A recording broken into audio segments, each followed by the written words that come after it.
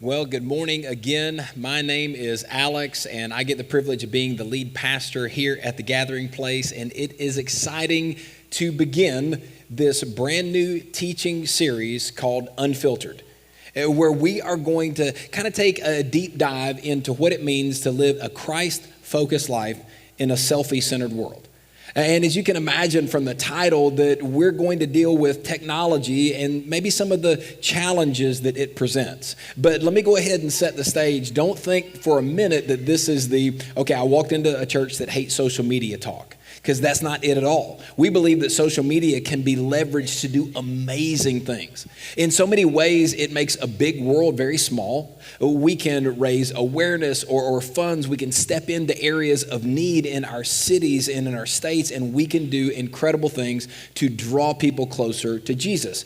But we could probably all admit that there are some maybe unintended consequences as a result of what social media and technology has brought into our lives. And one of the areas that we're going to examine this morning is relationships.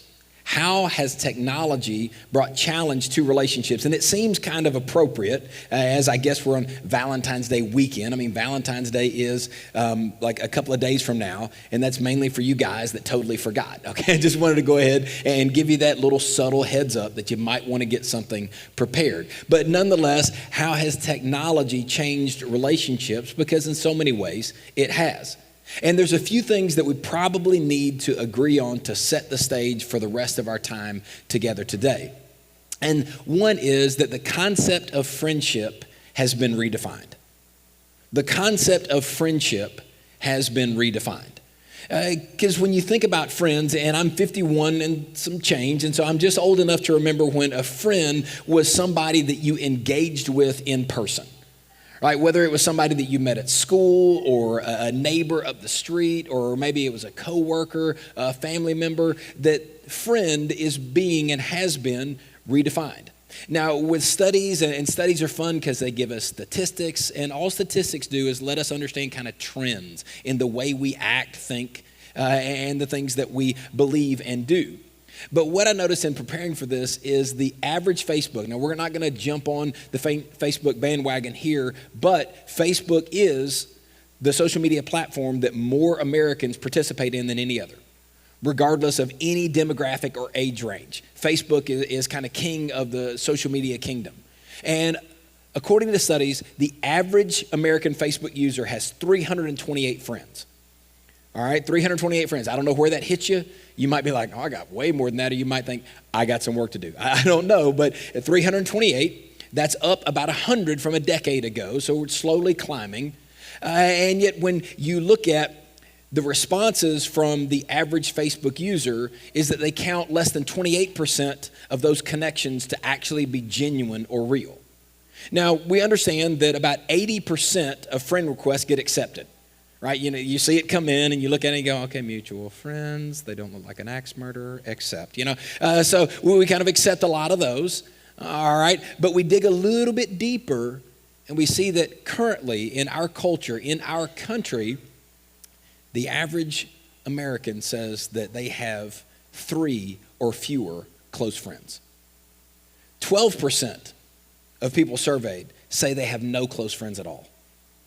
So basically, just from that simple math, we can look at the average person on Facebook, which encompasses the bulk of Americans, that they are closer to people they have never met before than anybody that they will see in person in their day-to-day experience.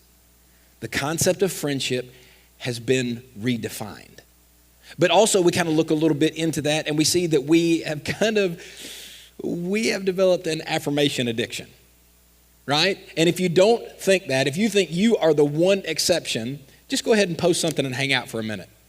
And you come on up a little bit closer to the front, because with the lighting and my height, I can only see a few of you. But you come up close enough to where I can kind of watch you over the next few minutes after you post something. Because there's a really good chance you're probably going to post that and you're going to, I'm paying attention. I'll just act like I'm looking at my Bible app. And did they like it? Did they share it?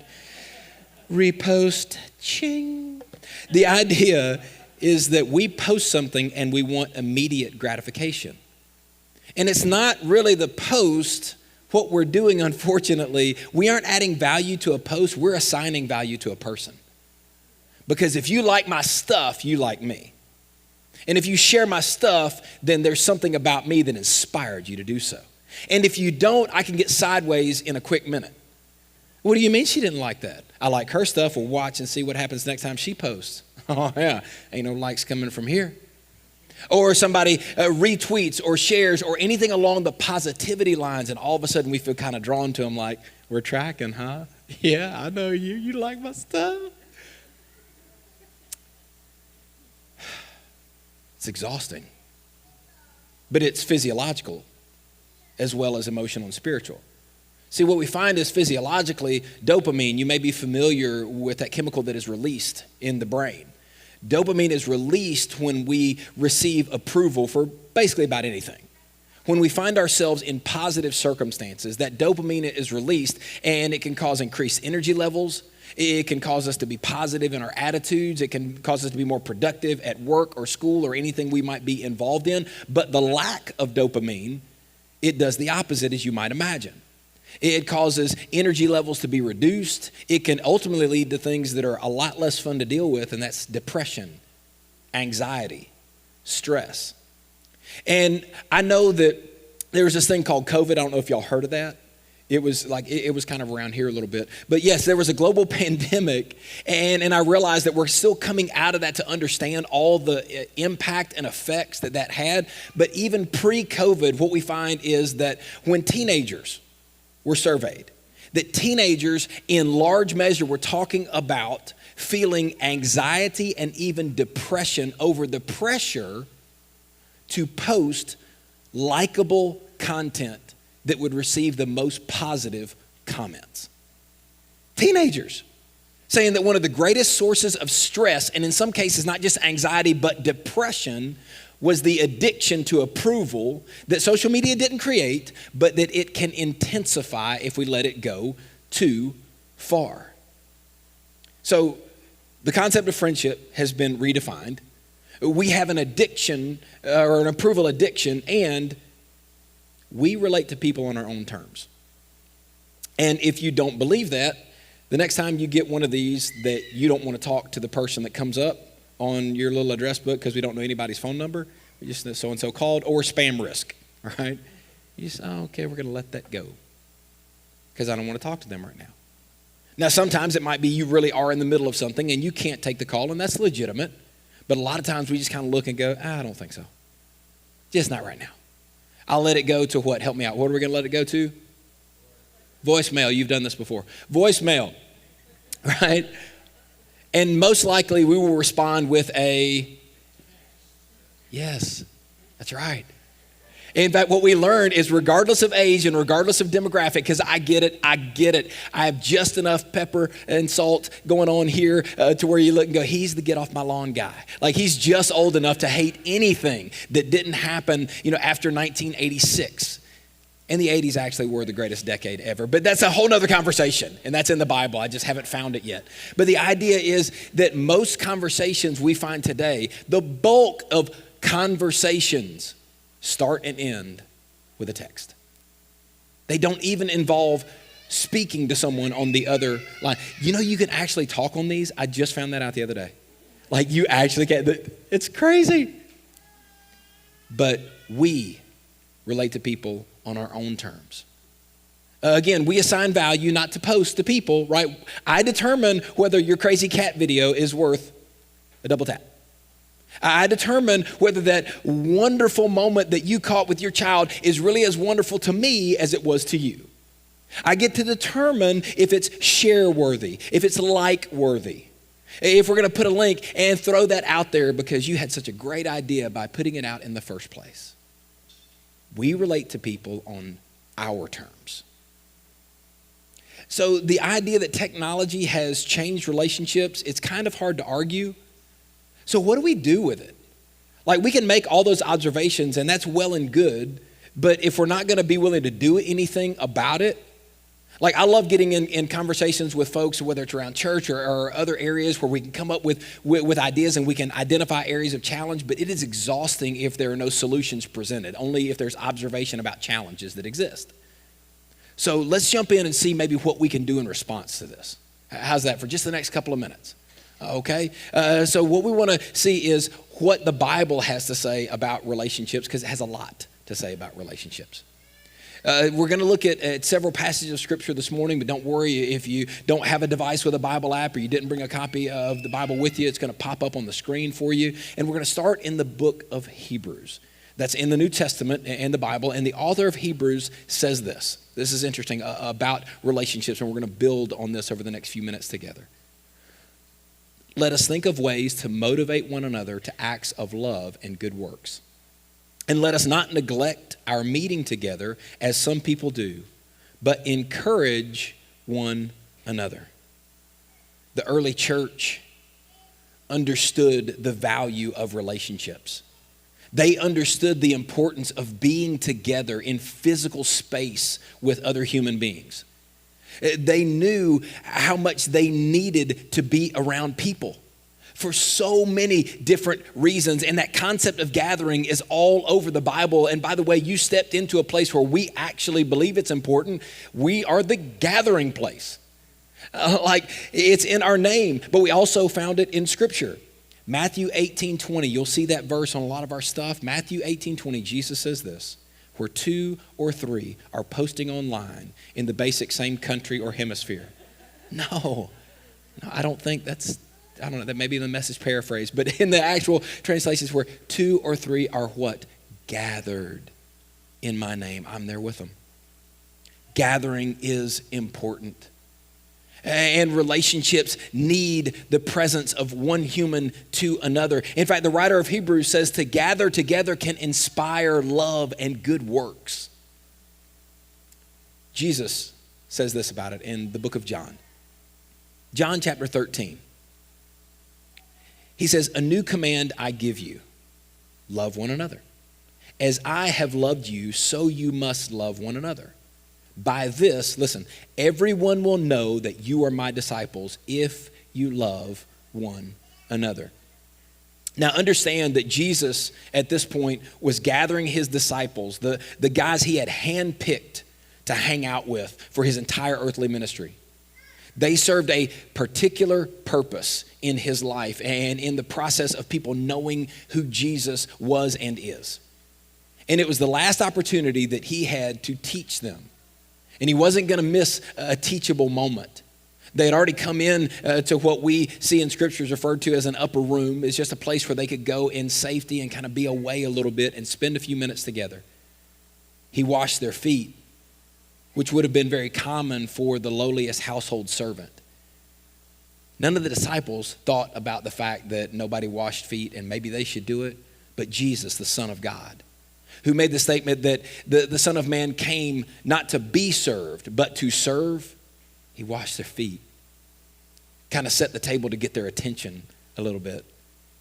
And in some of his last words to them, he said, I want you to understand above all else, this is how people are going to know that you follow me, that you have at least 1,500 followers on Instagram, that you have at least a massive, by comparison to your closest competitor, following on Twitter. That your Facebook feed is just amazing with all of these perfect pictures of how you've got life figured out. He says, this is how people are going to know. Not that you have the perfect answer when anyone has a spiritual question. Not that you can act better or smarter or holier or more together than the next person or the next church or the next denomination. That you love.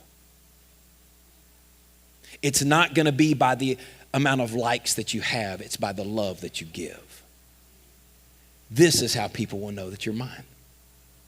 That you have love for each other. And when we look at that, it's really the foundation to relationships, kind of period, really.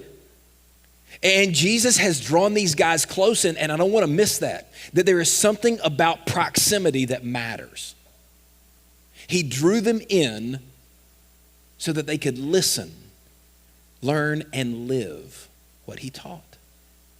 And so there's just a couple of simple points of application, and that's it. 2 points of application that we're going to look at. Like, what can we do with this truth in the challenge that technology can present to relationships? What do we do with it? Just a couple of things really quickly, and we're going to conclude our time in just a minute. One point that I want us to get together is that face-to-face beats screen-to-screen. Face-to-face beats screen-to-screen. Now look, I understand, because some of you are going to say, well, what about my buddy that lives in such and such state? And what about my friend that lives in this part of the world? I understand that. I've got family that lives states away. And when I want to communicate with them, occasionally we'll do text, but my thumbs don't work nearly as well as my mouth. And so generally we'll call, and a lot of times we FaceTime, because I still am the father of their youngest grandchild. And so we're at least going to get, in some form or fashion, a face associated with a conversation. Because I believe with all of my heart, and I believe that we find it in Scripture, that face-to-face beats screen-to-screen. I want to leverage screen to screen wherever we can and to make a positive impact, but face to face is always going to beat it. We see that Paul in the book of Romans says this in Romans chapter 12, don't just pretend to love others, really love them. And if you don't know what that means, you've never had a sibling. Love each other with genuine affection and take delight in honoring each other. When God's people are in need, be ready to help them. See, it's interesting to me that Jesus never created a disciple from a distance, but we try to all the time. He always drew people close. He wanted to be in their presence, not just so that they could hear and see and sense everything that he was doing as the Son of God, but I believe that he loved and loves his creation to such a degree that he just wanted to spend time giving us an amazing example. And I realize I'm speaking probably, whether it's in the room or online, to some introverts, and I understand that. But even the most introverted individual at some level needs human interaction.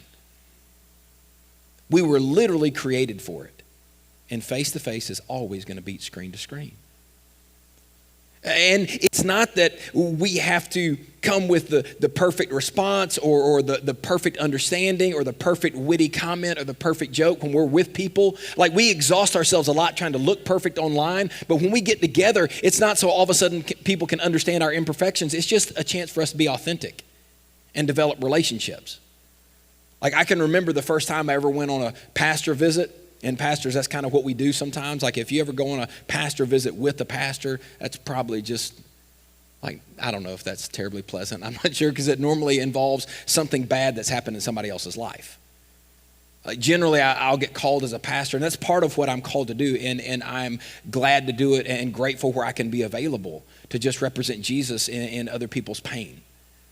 But I remember my first pastor visit. I was pastoring this really big church called Social Plains Baptist Church. It was running about 39 in Sunday schools. Huge church. You probably heard of it. It's the other side of Raleigh, North Carolina. Is amazing, massive church. And one of the deacons was having surgery on his nose, and so I was like, "It's my first pastor visit," and I'm getting kind of excited, and I'm going to pull up. And I was still in seminary, so I was like, so much ignorance on fire. I'm like, but I'm going to show up. And then I kind of started to stress a little, like, what do I say? Oh gosh, is there a nose prayer that I can pull up? Because is like there a nasal surgery passage that's written in some pastor book somewhere? Because I got to say the right thing and do the right thing. And God assured me there was not. And so I just went and I showed up and I got to go in the recovery room. Everything went well in the procedure, and it wasn't a major life-threatening type of thing. But I got to go in the recovery area because we pastor types get to do stuff like that sometimes. And you need to understand before I go any further, I don't like blood, like the sight of it. Like, I appreciate it. But I think, generally speaking, it should stay within a human's body. That's just, I don't know where that conviction came from, but I kind of grew up with that. And so I'm not great when it is not inside a person's body and I'm in proximity to it. And so I'm back there, and this guy, he came out fine. So the doctor comes. It's been about 45 minutes, and he wants to check, right? They need to check, and that's a good thing. So he's checking, and so he's pulling some bandages off. And I started getting, I don't know if this is a medical term, but in my brain, it's like the pre-puke perspiration, right? Like, I started getting the vomit sweats is basically what was happening, because I'm seeing like there's a little bit of blood. I'm going, oh, Lord Jesus, come quickly. I'm kind of, and at one point, like, this is my very first pastor visit. I'm just like, oh, I am not about to pass out. And his wife looks at me, she goes, Pastor, I think you need to sit down. And so I'm like, it'd be fantastic if I just fall over here real quick. And the doctor now switches from the patient who just had surgery. He's going, all right, nurse, we need to get somebody right over here right now. At least need to get some kind of cold compress. I'm going, oh, dear Lord in heaven. I guess I could go back to teaching high school and coaching something because this pastor thing is just not working out. And you know what happened after that? We laughed about it. And you know what they said? Hey, thanks for showing up. Thanks for not passing out and needing your own gurney and recovery room, but thanks for showing up. Appreciate you being here. Apparently, the pastoral gene might be perfected with further generations because, sometimes you don't even have to say anything. There's a precious couple, a part of our launch team, a part of our church that had come over. It's been several months ago.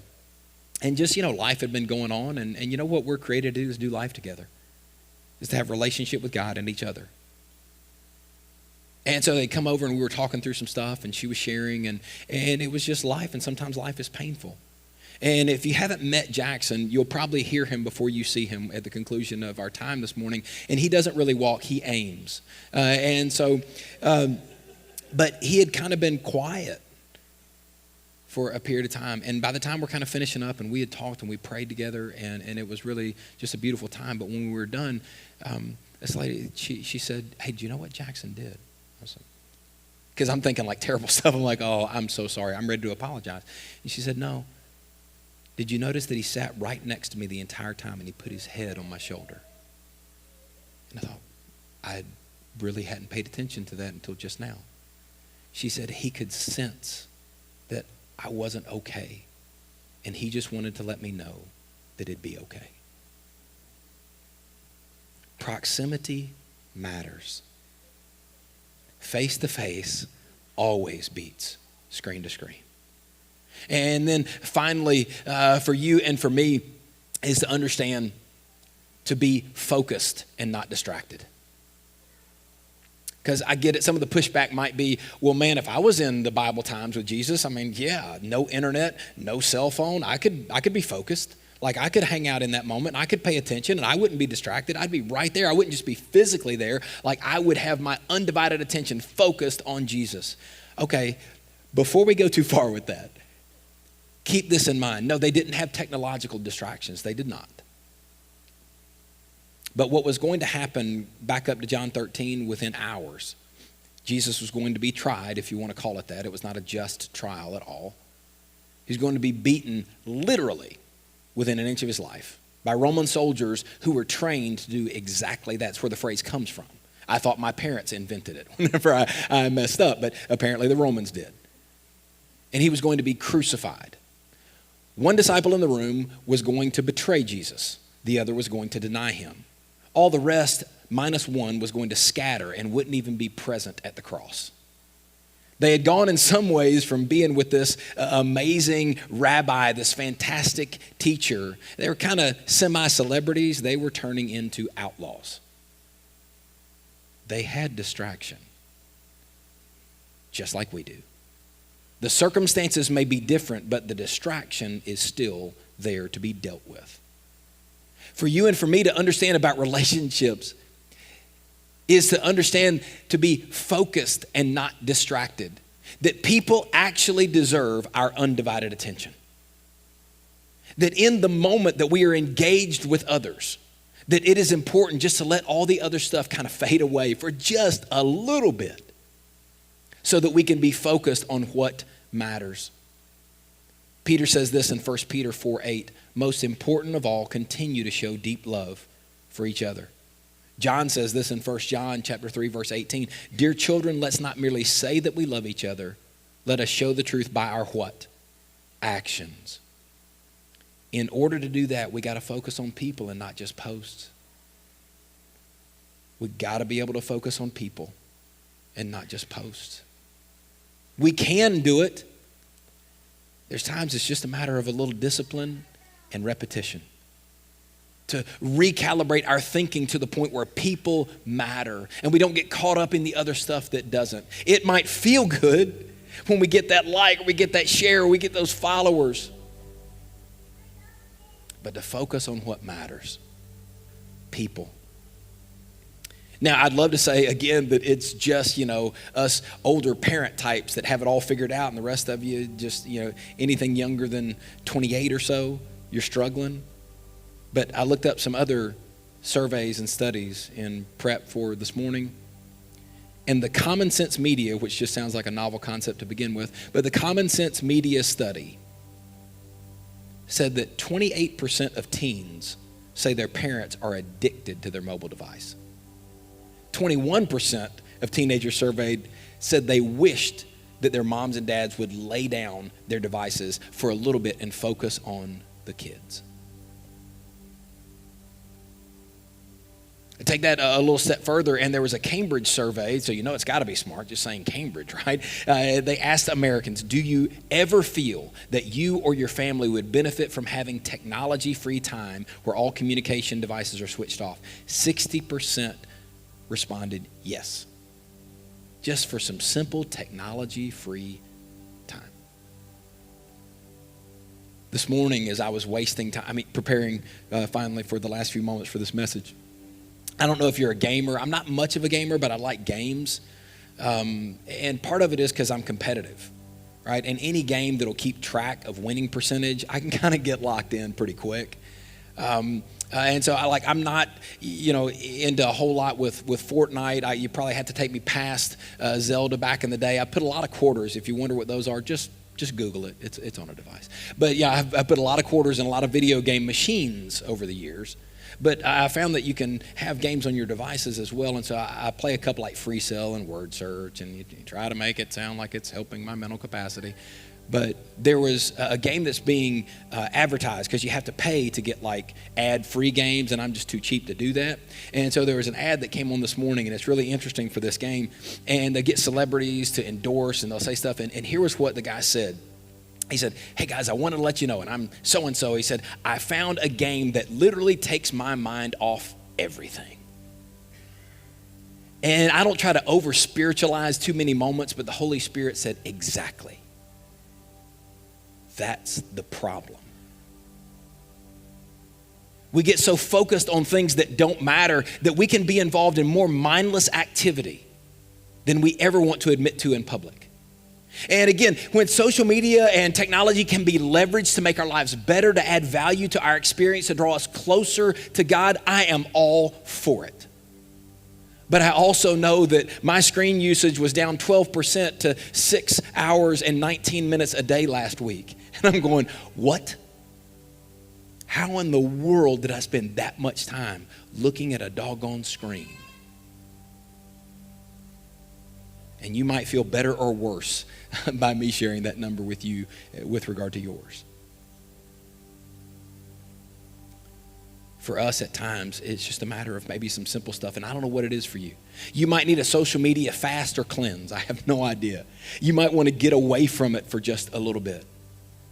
You might want to, to designate maybe some no phone zones in your life.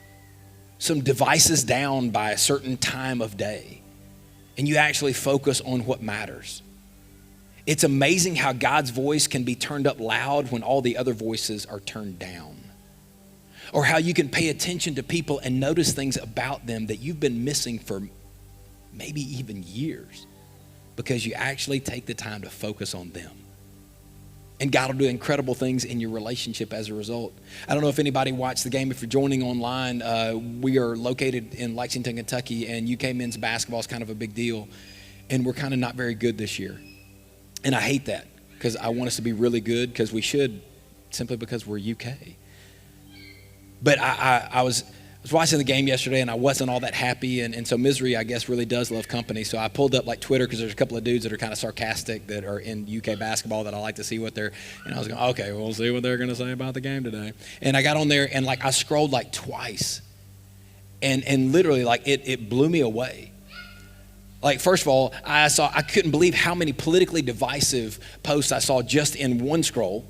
I got to another scroll and there was a video of these two high school girls and this one is literally beating the other one and somebody's filming it. Roll down, of course, I got 18 different commentaries on the Grammys and all kinds of stuff and I'm just like, done. I felt anxious after about 20 seconds. I felt stuff emotionally welling up in me. I don't need that in my life. The question I guess I would ask you today is, do you need a whole lot of that in yours? Is this something that you can walk away from? Is it a tool that you can use to add value into your experience and others? Is it something that draws you closer to Jesus, or is it something that has enough control over you that you feel uncomfortable asking or answering that question out loud in a place like this? And there's no condemnation, there's no judgment. That's not the point of this talk at all.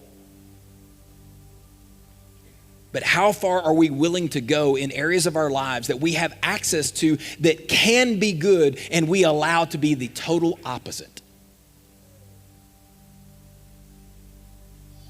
How far will we allow it to go to impact the things that matter most in life, the relationships that God has given? With heads bowed and eyes closed, I want to be able to pray this morning. I want to be able to pray for you if you're here today. Nobody's looking around. Nobody's going to embarrass you. Nobody's going to call you out at all. But if you're here today and you say, Alex, I get that, and I'm kind of there more than I want to admit. Like technology, I enjoy it and I love it when it's good, but there are places it takes me that maybe aren't so much. I struggle with anxiety at times. I compare myself to other people by what I see them post and what I see them share and what I see them do.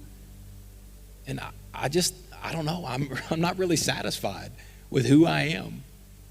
It actually negatively impacts the relationships that I have with real live people in my day-to-day experience.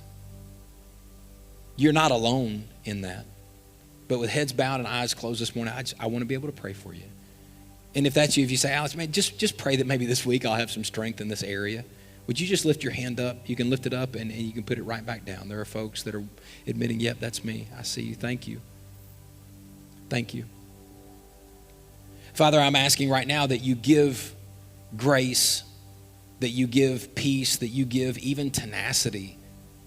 God, that you pour yourself into the situations for the folks that just said, hey, that's me. In the times where they're tempted to let technology take them in places that it's farther from you rather than closer to you, God, that you would just step in. That you would step in and be who you are, a loving and gracious and awesome God. Replace anxiety with peace. God, replace any confusion or uncertainty with confidence.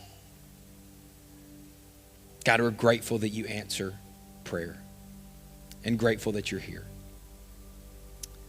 With heads still bowed and eyes still closed, again, nobody's looking around. You may have relationships in your life that really aren't satisfying at the level that you want. And I'm sure there could be a variety of reasons, but there may be a reason that kind of is beneath all of that if you dig a little bit deeper. That maybe it's because the most important relationship that you could ever have isn't what it can be. And that's your relationship with Jesus.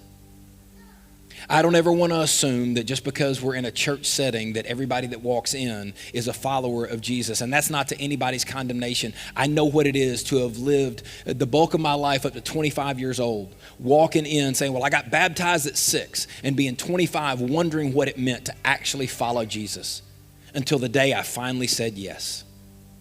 And it changed everything. So if you're here today, whether you're in the room with heads bowed and eyes closed, or you're connecting with us today online, we're here for you as well. But I just want to ask today, if that's you, I just want to be able to lead you in a prayer. If you're saying, Alex, the one relationship that I got to get right before I leave this place today is my relationship with Jesus, then I want to pray for you right now. You can't impress God enough for him to say, I want you to be mine. You can't do enough good deeds. God said people have been trying that from the beginning, and that's why I sent my son. I sent Jesus for you. He sent his son for you. The most quoted verse in all of the Bible, God so loved the world that he did something about it, that he sent Jesus on your behalf. to be the one who could bring you to the Father. Jesus said, I am the way, the truth, and the life. Nobody comes to the Father except through me. If that's you this morning, I want to pray for you this morning. You can follow me along in this prayer. If you want to repeat it, if you want to say it just between you and God, you can put it in your own words. But you pray this with me this morning. God, I thank you that you love me. And I want my relationship with you to be right. And God, I'm asking your forgiveness where I've tried to do life on my own and it just hasn't worked out. God, I know I'm not perfect. You don't have to convince me of that. But Lord, I want my life to have hope and meaning and peace and truth. I want to be able to live for something so much bigger than myself. I want to know that I belong to you, not because of what church I attend, but because my relationship with you, I've come to you on your terms. God, I ask for your forgiveness. God, please come into my life. If that's you today, again, with heads bowed and eyes closed, I just want to be able to celebrate with you. Nobody else is looking around. If that's you today and you say, Alex, I prayed a prayer like that. I followed along with you today. That's me. I'm just going to ask that you slip your hand up and you can slip it right back down. If you're here today and you said, I gave my life, thank you. I gave my life to Jesus today. I gave my life to Jesus today. Church, can we celebrate the fact that there's one who said, I said yes to Jesus today? Can we celebrate that fact together?